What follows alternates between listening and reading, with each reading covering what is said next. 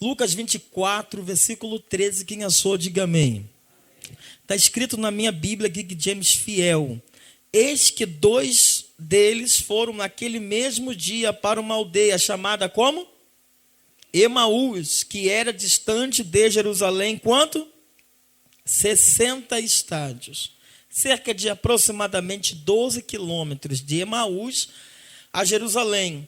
E iam falando um com o outro sobre essas coisas que tinham acontecido. Olha que interessante. Número 15, aconteceu que quando eles iam caminhavam juntos e razoavam entre si, o próprio Jesus se aproximou e ia com eles. Mas os seus olhos estavam impelidos ou fechados para que eles não conhecessem. 17, e ele lhe disse: que tipo de palavras são essas que tendes um com o outro? Enquanto caminhais, estáis tristes? E um deles, cujo nome era Cleopas, respondendo, ele disse: és tu somente um estrangeiro em Jerusalém e não sabe das coisas que nela têm acontecido nesses dias? Foi uma pergunta. Toma os vossos assentos. Glórias a Deus.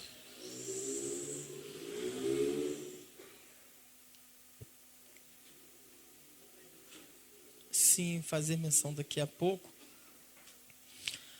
Capítulo 24 de Lucas, versículo de número 13, é um dos textos não muito fácil de se mencionar. Porém, é um dos textos que me chama muito a minha atenção.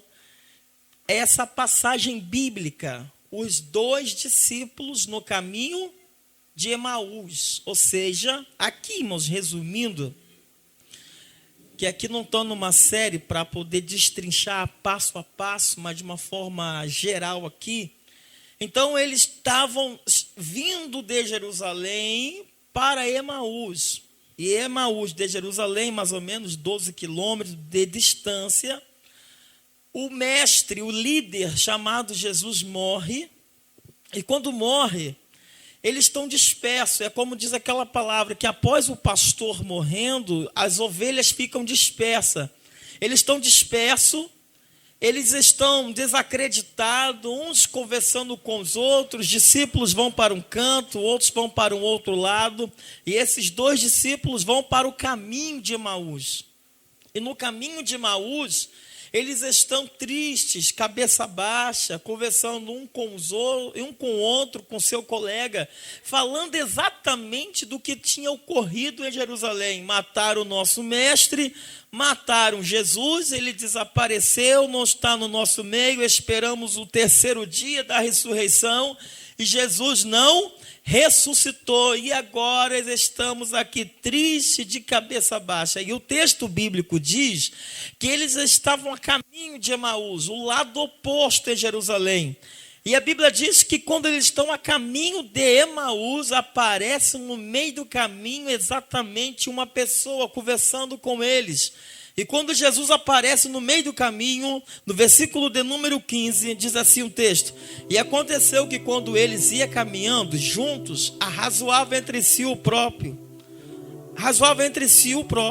Jesus se aproximou e ia com eles. Observe que Jesus estava observando eles conversarem a respeito de que tinha acontecido em Jerusalém, mas Jesus estava caminhando junto com eles, fazendo o quê? Observando as suas palavras. Uma coisa que eu aprendo aqui é o que o nosso Senhor Jesus Cristo, exatamente o que Ele faz exatamente nos dias de hoje. Ele nos observa e presta muita atenção daquilo que estamos falando, comunicando. Jesus, ele vai caminhando com eles. E no verso de número 16, mas os olhos deles estavam impelidos, fechados, para que não o conhecesse. Jesus chega e caminha com os 2 discípulos, e ele vai observando a conversa dos 2. E os 2 discípulos não conheceram Jesus. Os 2 discípulos não perceberam que Jesus estava caminhando junto com eles no caminho de Emaús. Eu só quero aqui abordar alguns detalhes muito importantes dessa passagem bíblica. Primeiro, que a promessa da ressurreição era onde? Em Jerusalém. A promessa do derramamento do Espírito Santo era onde? Em Jerusalém. Aonde era a promessa do revestimento de poder? Era em Jerusalém. Aonde que aconteceriam os grandes milagres de Jesus? Em Jerusalém.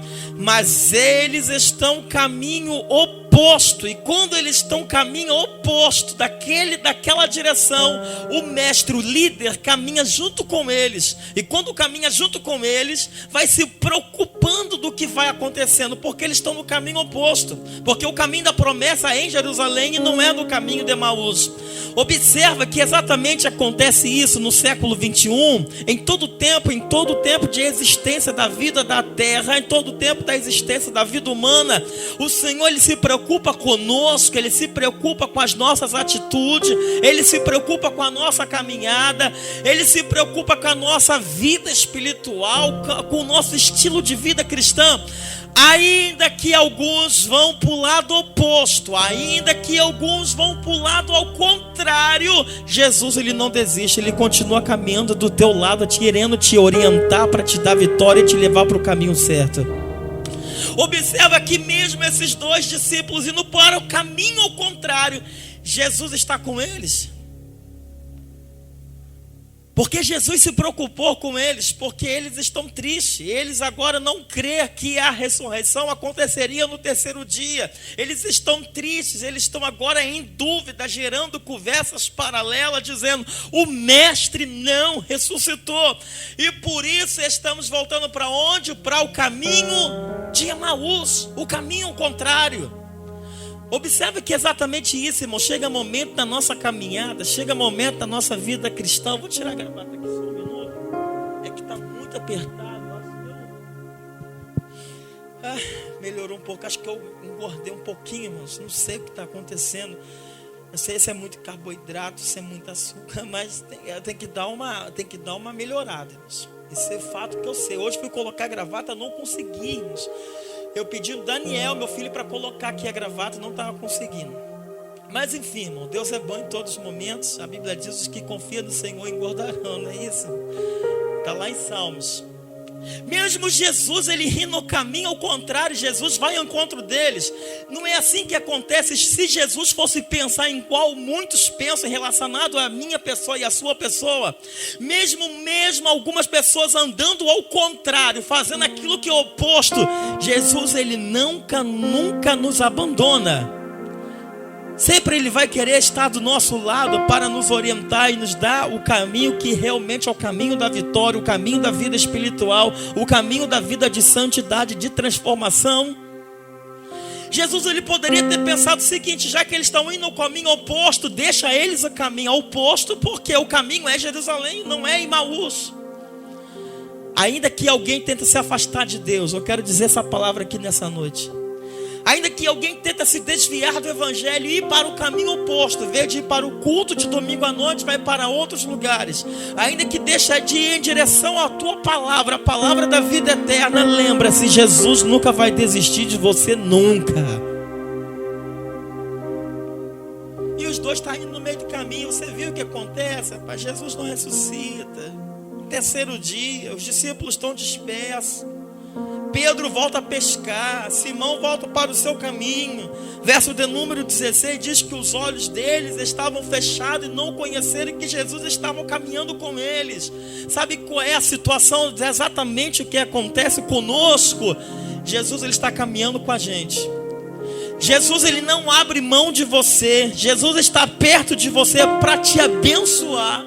Jesus, Ele sempre está ali, mas nunca conseguimos enxergar Jesus trabalhar em nosso favor, porque não enxergamos Jesus com os olhos carnais, enxergamos Jesus pelos olhos espirituais.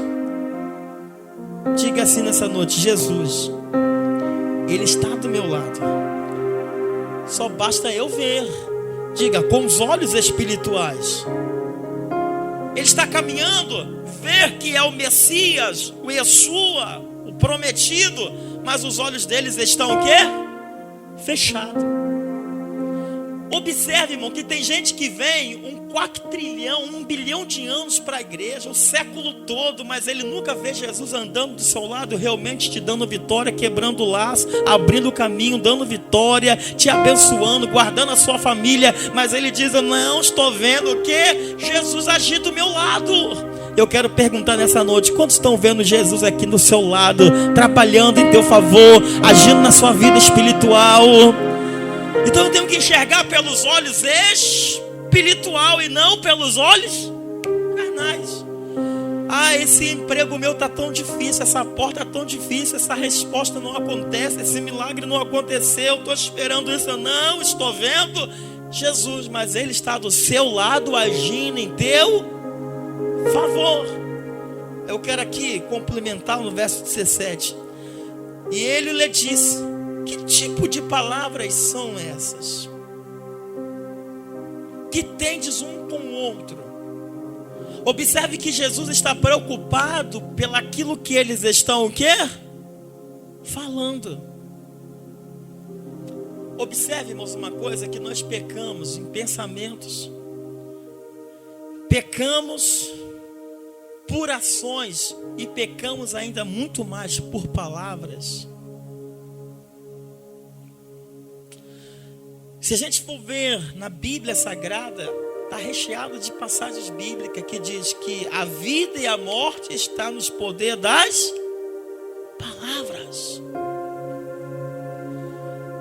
Aquele que quer comer o bem, aquele que quer usufruir do bem, está o poder da onde? Da sua palavra. Tiago diz o quê? Que a vida e a morte está onde? No poder das, diga comigo, das palavras. Observe que Jesus, ele se preocupa e anda com eles não vê Jesus, e Jesus fala assim: que palavras são essas?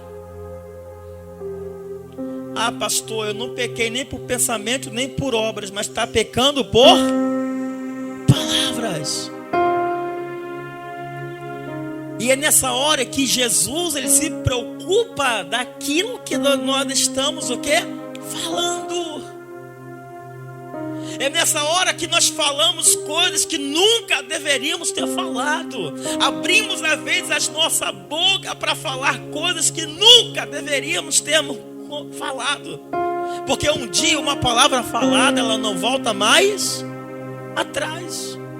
Observe que muitas derrotas e muitas situações negativas que acontecem na vida de muita gente são por causa de palavras. E Jesus está preocupado com eles, estão dizendo o seguinte para eles: que palavras são essas? O que vocês estão falando? O que vocês estão comentando? Vou falar uma coisa aqui, irmãos, para mim, para a igreja, para os obreiros, em todos os aspectos. Será que quando nós estamos sozinhos, conversando com um colega, ou conversando com alguém em uma situação, será que aquilo que a gente abre a boca para estar falando, será que aquilo está edificando o nosso irmão espiritual? Será que as palavras que eu abro dentro da minha casa, as palavras que eu digo, edifica a minha família, eleva ela em outro nível de espiritualidade? Será que as palavras que eu falo no meu dia a dia, no meu trabalho, perto do meu patrão, dos meus colegas, são palavras que realmente fluem, trabalham no meio deles?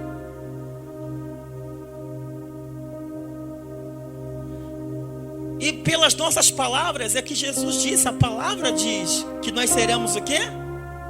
Condenados. Por isso que a vida e a morte estão aonde? No poder das. Aí ele diz assim no próprio 17: tende uns com os outros, caminhando, e estáis tristes. Jesus está preocupado com o lado deles emocionais, o lado emocional. Observe que quando uma pessoa não vai bem emocionalmente, ela fala coisas que nunca deveria ter falado, sim ou não? Uma pessoa de muita raiva, de muita ira, quando ela não vai bem consigo mesma, ela começa a citar situações e palavras que nunca deveria ter falado, abrido a sua boca para ter falado nada. Jesus aqui está preocupado com o lado deles emocional, dizendo assim: por que vocês estão tristes? Por que vocês estão dessa forma, amargurado, cabeça baixa, derrotado? Porque as palavras que eu digo são as palavras que referem e que refletem dentro do meu interior. E a palavra dita, o que reflete dentro do meu interior é o que vai transparecer no meu exterior. Você é a luz daquilo que você diz. Você fala aquilo que reflete muitas das vezes o seu emocional. Já observaram que muitas coisas que a gente não queria falar, que acabamos falando porque estamos debaixo de fortes emoções? Sim ou não? Aí Jesus falou assim: por que vocês estão tristes? Por que estão fazendo isso? Jesus está se preocupando com eles lá no caminho de Emaús.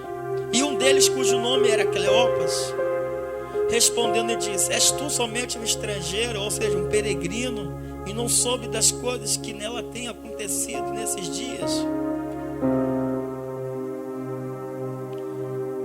E aqui eu vou resumir. Que horas aí, por gentileza, presbítero Luciano? 7h50. Os discípulos, um chamado Cleopas, fala bem assim para o mestre: olha só, irmão, fala para Jesus. Calma aí.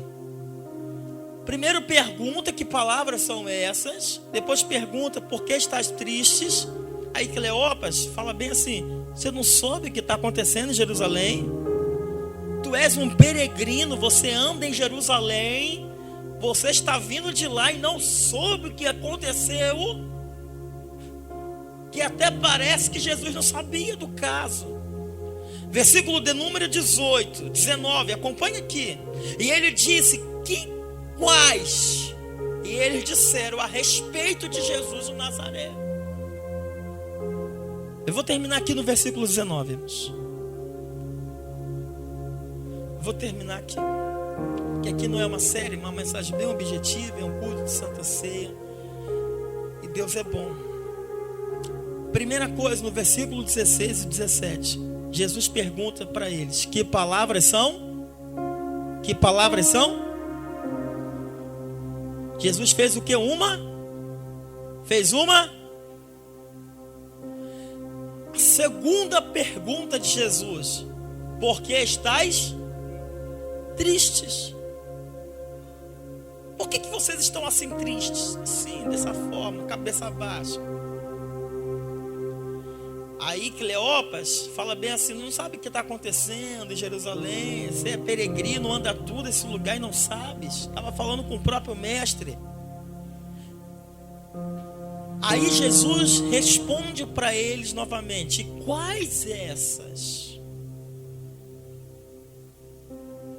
Guarde isso aqui, irmãos. Guarde isso aqui. É para mim, para a sua vida, do seu dia a dia. Isso aqui é para nós todos. Primeiro Jesus pergunta: que palavras são essas? Por que estás tristes? Aí Cleopas fala assim: olha, porque aconteceu um caso em Jerusalém, mataram o nosso Messias, é o terceiro dia, nada vemos, estamos de cabeça baixa, estamos tristes. Aí Jesus fala assim para eles: quais? O que aconteceu? Jesus sabia, irmãos? Sim ou não? Sim, porque era o próprio Messias. O que Jesus estava querendo fazer aqui com os discípulos? Diga comigo: que eles falassem. Diga que eles falassem.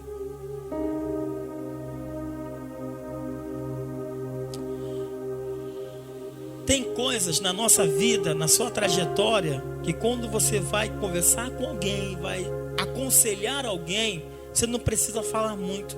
É só você ouvir aquela pessoa. Tem muita gente, irmãos, que muitas das vezes está aqui dentro do culto, que muitas das vezes está com um nó na garganta, querendo falar muita coisa e não fala. Está preso. Tem muita gente que às vezes vem no culto, vem na igreja, caminha, vem adorar aquele que vive, aquele que reina, mas está o quê? Com um nó na garganta. O que Jesus está fazendo com esse discípulo? Conversando com eles para que eles viessem o quê? Se abrir. Leia alguns versículos abaixo, que vocês vão ver eles falando com Jesus, abrindo o coração. O que Jesus queria que eles abrissem o coração. Agora, resumindo aqui, que vantagem leva alguém quando se cala o tempo todo, irmãos?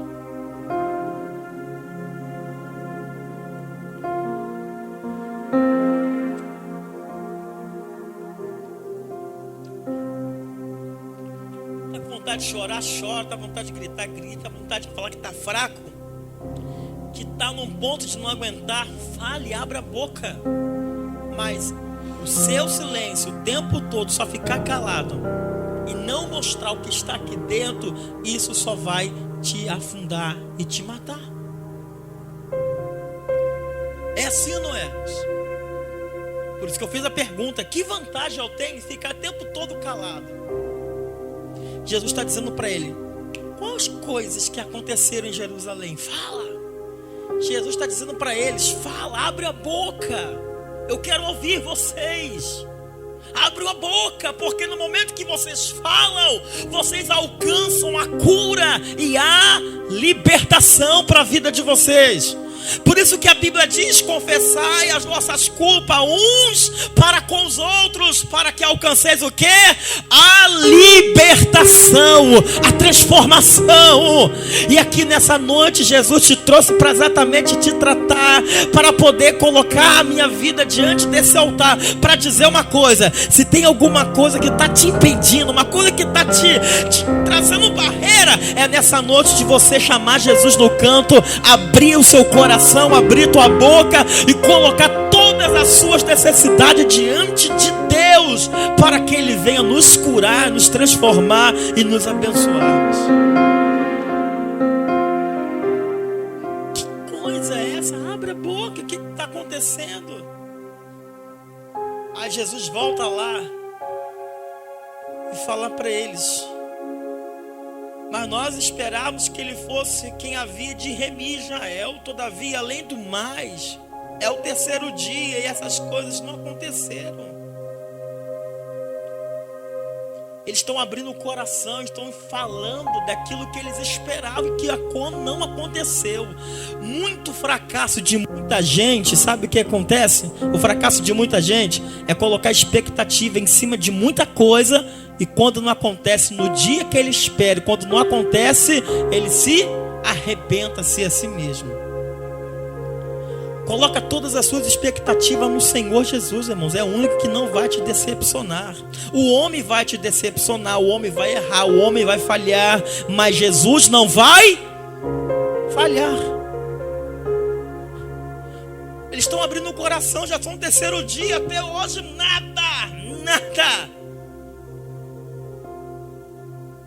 Mas Jesus foi ao caminho oposto, para dizer para os dois discípulos que o caminho da vitória é em Jerusalém e não no caminho de Emaús. Deus, o Senhor Deus, nos trouxe aqui nessa noite para nos mostrar que o caminho da nossa vitória está em Jerusalém, que o caminho da nossa vitória está em chamar Jesus no canto, aprender a abrir a nossa boca, o nosso coração, para que possamos alcançar a cura e a libertação em Cristo. O que está te amargurando? O que te entristece?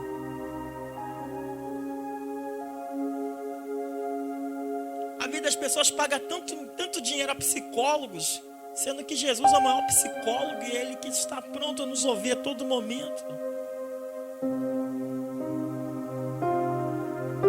Nessa noite, seja radical com você mesmo. Seja radical, eu determino hoje que chega dessa coisa de ficar oscilando em dois pensamentos. Seja radical com você mesmo. Saia daqui nessa noite dizendo o seguinte: eu vou sair daqui nessa noite determinado que amanhã a página da minha história ela muda no nome de Jesus.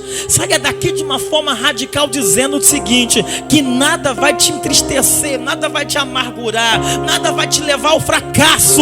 Mas saia daqui nessa noite dizendo: Senhor, Tu és bom, Tu és maravilhoso, Tu és tudo para para mim aqui nessa noite. De chegar aqui nessa noite e dizer: Senhor, eu tenho certeza, a minha vida é um dom de Deus, o Senhor me deu, e eu não quero que nada na minha vida gere dúvida ao meu coração. Porque no momento que começar a gerar dúvida, isso vai te levar a muitos fracassos na sua vida espiritual. Cleópatas, que significa a glória de Deus. Cleópatas, volta para Jerusalém, porque a glória de Deus vai descer lá em Jerusalém. Se prepare, que a glória de Deus que está vindo para a tua vida é grande. Quem toma posse dessa palavra aqui nessa noite?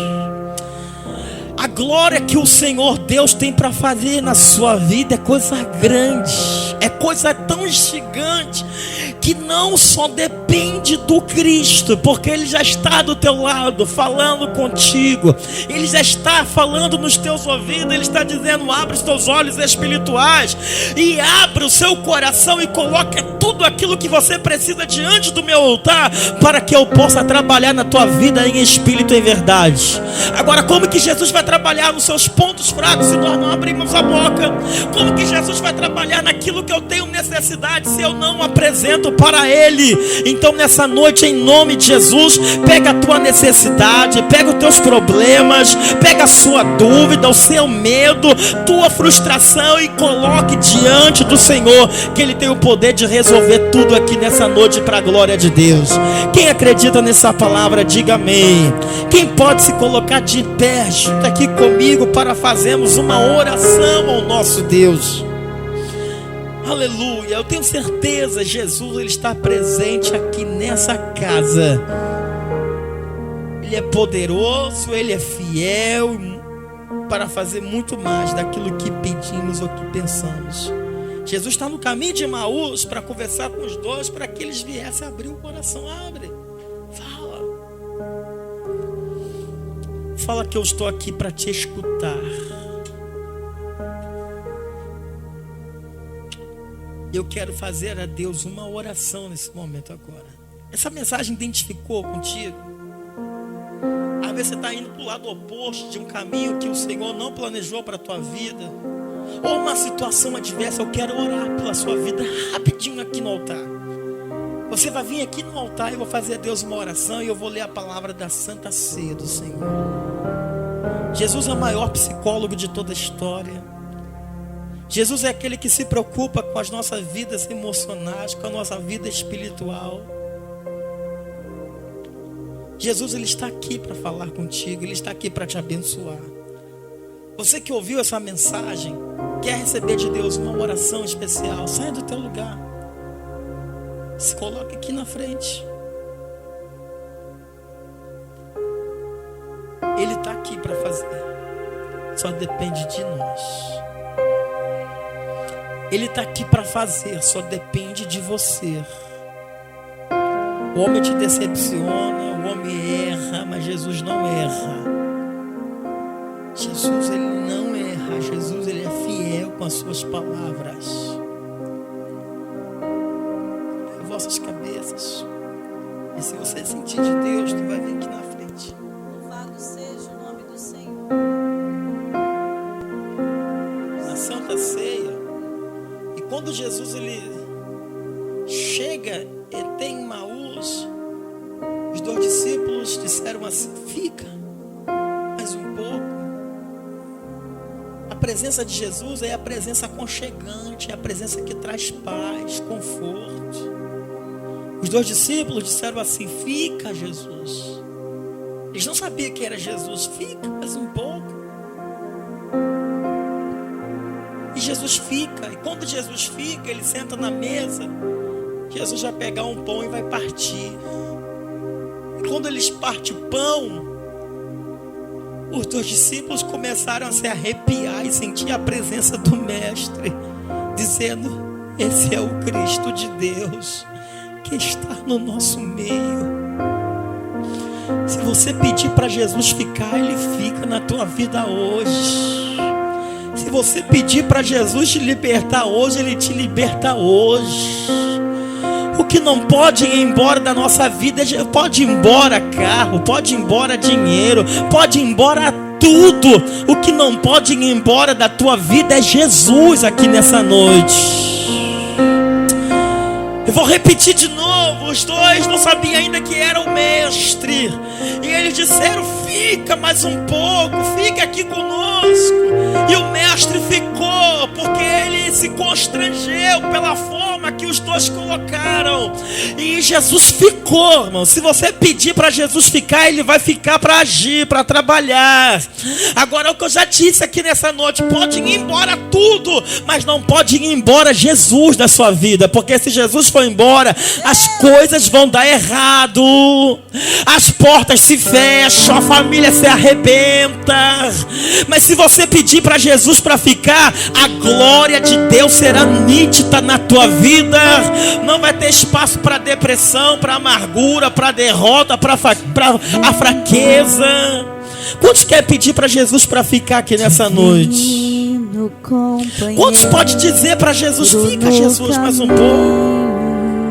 Quantos pode dizer para o mestre: fica, Jesus, mais um pouco? Fica, Jesus, mais um pouco. E quando Jesus partiu o pão, quando Jesus partiu o pão, eles lembraram da crucificação de Jesus na cruz. A luz bendita. E eles começaram a dizer: esse era Jesus que falava conosco e nós não sabíamos. Fica, Senhor, já se faz tarde. Fica, Jesus, mais um pouquinho. Tens meu coração para pousar. Quantos querem pedir Jesus para ficar mais um pouco? Faz essa palavra te tocou, da permanente. Você vai sair do teu lugar e vai vir aqui na frente. Fica, Senhor, fica, Senhor, oramos, meu Salvador. Curvamos as nossas cabeças. Começa a dizer para Jesus: fica, Jesus, mais um pouco. Faça a Deus essa oração você mesmo. Já se faz tarde. Não deixe Jesus ir embora, não, mas essa é a oportunidade ímpar. Diga para ele: fica, Jesus. Diga para Jesus aqui nessa noite. Diga para ele: fica, Jesus. Fica, Jesus. Faz em mim, Senhor Deus, eu oro, ó Pai, pela vida da tua noiva, da tua igreja. Ah, meu mestre, consolador, bondoso, misericordioso. Ah, Senhor nosso Deus, se aproxima. quantas das vezes, Senhor, sentimos tão sozinhos. Parece que está faltando algo, Senhor, em nós. Mas essa noiva, essa igreja está pedindo: fica, Jesus.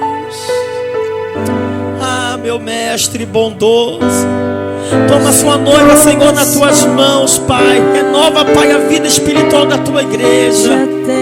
Senhor, toma a minha vida no teu altar, Pai. Abençoe, Senhor, de uma forma especial. É o que eu lhe peço nessa noite e te agradeço em nome de Jesus. Quem pode aplaudir Jesus bem forte?